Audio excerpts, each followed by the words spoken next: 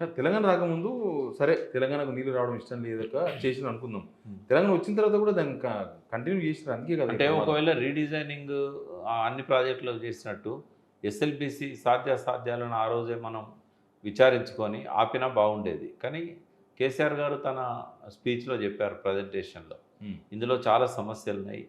ఇది మొదలుపెట్టారు. ఇప్పుడు దీన్ని వదులుకోలేము. ఇది ముందు పోయేటట్లేదు, వెనక పోయేటట్లేదు. ఎందుకు వదులుకోలేకపోతున్నాము అనంటే ఆయనకు తెలుసు ఇది నీళ్ళిచ్చే ప్రాజెక్ట్ కాదు. దీనివల్ల మనకేం లాభం లేదు. బట్ ఏమంటారు కేసీఆర్ గారు ఉత్తర తెలంగాణ మీద ప్రేమ ఉన్నది, దక్షిణ తెలంగాణ మీద లేదంటారు.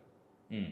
ఇప్పుడు ప్రమాదం జరిగింది కాబట్టి దాన్ని ముట్టకపోనుండే అని నేను అంటున్నా. ఒకవేళ ప్రమాదం జరగలేదనుకో, ఇది నీళ్లు గ్రావిటీతోని వచ్చేదాన్ని కేసీఆర్ ఆపేసిండు హ్మ్. అనేది ఒక బదనాం అయితే ఆయన మీద పడు కదా!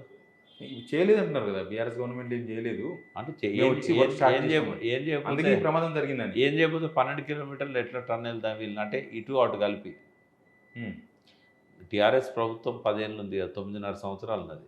9.5 సంవత్సరాల్లో దాని మీద ఖర్చు పెట్టింది 3,900 800 చిల్లర కోట్లు. అంటే దాదాపు 3,900 కోట్లు. 3,900 కోట్లు ఖర్చు పెట్టినప్పుడు పని జరగదా? హ్మ్. ఇటు కొంత జరిగింది, అటు కొంత జరిగింది. ఓపెనింగ్ వైపు కొంత జరిగింది, ఇంటేక్ వైపు కొంత జరిగింది.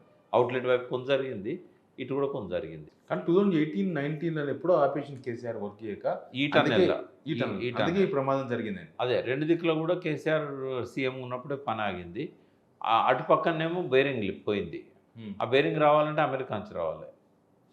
అయితే వాళ్ళకి డ్యూ ఉండి అది వాళ్ళు పంపలేకపోయారు. మనం కాదు కాంట్రాక్టర్ డ్యూ ఉన్నాడు వాళ్ళకి. హ్మ్. దానివల్ల వాళ్ళు పని ఆపారు. ఆ బేరింగ్ పంపలేదు. తర్వాత మొన్న ఎప్పుడో ఈ చీఫ్ ఇంజినీర్ అక్కడ పోయి ఆ బేరింగ్ మళ్ళా వచ్చేటట్టు చేసుకోగలిగాడు. ఇప్పుడు అక్కడ బేరింగ్ ఫిట్ చేస్తే మళ్ళా పని స్టార్ట్ అవుతది. హ్మ్. ఏది అవుట్‌లెట్ వైపు హ్మ్. మన్నెవారిగూడెం టన్నెల్. హ్మ్. ఇటు సైడ్ నుంచేమో ఇప్పుడు ఏం చేసినా కూడా పని స్టార్ట్ కాదు. కానీ అక్కడ కూడా ఏదో బోరు ఇరుక్కపోయింది అన్నారు కదా! అక్కడ కూడా ఇట్లాంటిది ఒకటి. అంటే పని జరగకపోవడానికి కారణం ఏందంటే ఎక్కువ వాటర్ రావడం, షీర్ జోన్ ఉందని ఇక్కడ చెప్పి కాదు అవతల మన్నెవారిపల్లి నుంచి తవ్విర్రు కదా! అక్కడ బేరింగ్ పోయాయి. హ్మ్. బేరింగ్ పోయి ఆగిపోయింది పని. అసలు కేసీఆర్‌కి ఇష్టం లేదా ఎస్ఎల్బీసీ ప్రాజెక్ట్ అంటే? ఇష్టం లేకుండా ఆయనే ఇక దాన్ని డ్రాప్ చేయలే కదా! కంటిన్యూ చేశాడు.